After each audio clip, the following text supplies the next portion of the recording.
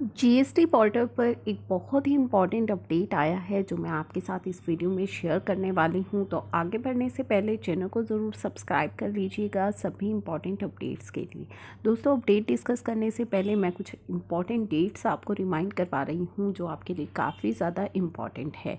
GSTR 9A and 9C की जो हमारी डेट है उसे एक्सटेंड किया गया था 31 दिसंबर 2020 तक। तो अब आपकी GSTR 9A and 9C for the financial year 18-19 आपको फाइल कर लेनी है 31 दिसंबर 2020 तक। नेक्स्ट हमारी जो इम्पॉर्टेंट डेट है वो है GSTR 3B की।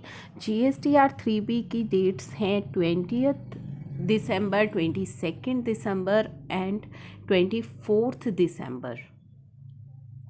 तो ये 3 हमारी डेट है नवंबर महीने के लिए। 3 डेट्स क्यों है? जिनका टर्नओवर 5 करोड़ से ज़्यादा है उनके लिए डेट रहेगी 20 दिसंबर।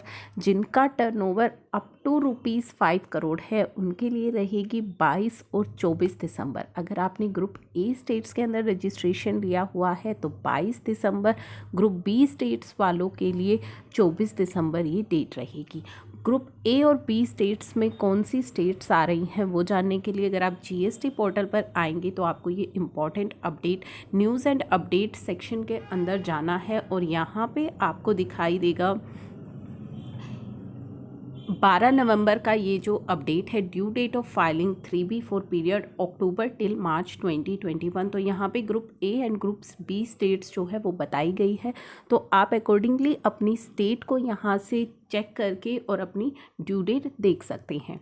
तो ये स्टेट्स यहाँ पे आप देख पाएंगे, मैंने ओपन की है। आप चाहे तो इसका स्क्रीनशॉट भी ले सकते हैं, अदरवाइज़ आप जीएसटी पोर्टल पर न्यूज़ एंड अपडेट सेक्शन में जाकर के 12 नवंबर का जो अपडेट है वहाँ पे जाकर के अपनी स्टेट वाइज डेट को चेक कर सकते हैं। नेक्स्ट हमारा जो इम्पॉर्टेंट अपडेट है वो है GSTR 1 का। मंथली फाइलर्स अगर आप हैं GSTR 1 के तो आपके लिए 11 दिसंबर 2020 डेट है। क्वार्टरली फाइलर्स के लिए ये डेट जो है चेंज हो गई है, तो वो अभी आपकी जो डेट है वो है 13 जनवरी 2020। तो क्वार्टरली फाइलर्स के लिए अभी डेट नहीं आई है, ये डेट केवल मंथली फाइलर्स के लिए है जो अभी आ रही है। GSTR 1 क्वार्टरली फाइलर के लिए अक्टूबर, नवंबर, दिसंबर जो क्वार्टर है उसकी डेट रहेगी 13 जनवरी 2021। तो ये इंपॉर्टेंट डेट्स हैं जो मैंने आपको बताई है, आप ये डेट्स ज़रूर रिमाइंड रखिएगा। साथ ही नो ऑडिट के केस में income tax return financial year 1920 की ड्यू डेट है 31 दिसंबर 2020 और टैक्स ऑडिट की भी डेट है 31 दिसंबर 2020। तो ये डेट्स भी बहुत इम्पॉर्टेंट है, आने वाली हैं। तो अपनी प्रिपरेशन आप स्टार्ट कर दीजिए, अपनी रिटर्न फाइलिंग स्टार्ट कर दीजिए। ऑडिट असेसीज के केस में ऑडिटेबल केसेस के लिए जो डेट एक्सटेंड हुई थी वो हुई थी 31 जनवरी 2021। तो दोनों ही डेट्स जो हैं वो नियर है, आप अपनी प्रिपरेशन अकॉर्डिंगली स्टार्ट कर लीजिएगा। काफ़ी सारी ड्यू डेट्स हैं जो फॉल कर रही हैं दिसंबर के अंदर। अब ये तो हमारे अपडेट हुए इम्पॉर्टेंट डेट्स को लेकर के जो मैंने आपको रिमाइंड कराई हैं। आज जीएसटी पोर्टल पर जो इम्पॉर्टेंट अपडेट आया है वो अपडेट आया है हमारा GSTR 1 से related update on auto population of E invoice details into GSTR 1। तो यहाँ पे एक पहले भी अपडेट आया था इससे रिलेटेड, अब ये उसका इम्पॉर्टेंट अपडेट आया है दोबारा से। आपको मैं याद दिला दूँ, अभी जो ई इन्वॉइसिंग है वो एप्लीकेबल है केवल उन टैक्स पेयर्स के लिए जिनका टर्नओवर 500 करोड़ से ज़्यादा है। 1 जनवरी से ई इन्वॉइसिंग एप्लीकेबल हो जाएगी उन सभी टैक्स पेयर्स के लिए जिनका टर्नओवर 100 करोड़ से ज़्यादा है और 1 अप्रैल 2021 ऑनवर्ड्स सभी के लिए ई इन्वॉइसिंग को एप्लीकेबल किया जाएगा। अब ये जो अपडेट आया है इसमें कहा गया है certain notified tax payer have been preparing and issuing invoice by obtaining IRN from IRP यानी कि invoice registration portal. Details from such invoice are to be auto-populated in respective tables of GSTR 1।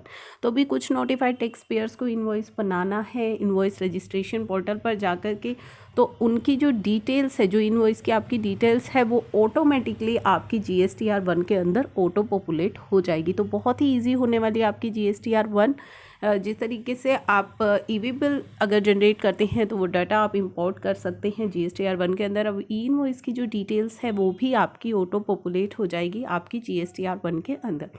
An update on such auto population जो है, एक update मैंने भी आपको बताया था कि पहले भी आ चुका है, तो 13 नवंबर 2020 को आया था। Due to some unanticipated issue there have been delay in auto population of invoice detail in GSTR1, hence such taxpayer who have reported e-invoice should not wait for auto populated data, and they are advised to proceed with the preparation and filing of GSTR1 for the November before the due date and for October in case not yet filed। तो auto population में कुछ problem आ गई थी, कुछ issues आ गए थे, तो यहाँ पे उन्होंने एडवाइस की है कि टैक्स पेयर जो है इस ऑटो पॉपुलेशन की वेट ना करें और अपनी अक्टूबर महीने की GSTR1 को फाइल कर लें ड्यू डेट से पहले, और साथ ही नवंबर मंथ की जो GSTR1 है उसे फाइल कर लें ड्यू डेट से पहले, और अक्टूबर मंथ की अगर अभी तक आपने फाइल नहीं की है तो वो भी आप फाइल कर लीजिए। द ऑटो पॉपुलेशन जो है दिसंबर की वो किस तरीके से रहेगी, T+2 बेसिस पर रहेगी। साथ ही इन्होंने बताया है कि डिटेल्स जो है इनवॉइसिंग की for the period of October and November would be processed and made available in incremental manner from 13 December onwards, ये आपको प्रोवाइड की जाएगी।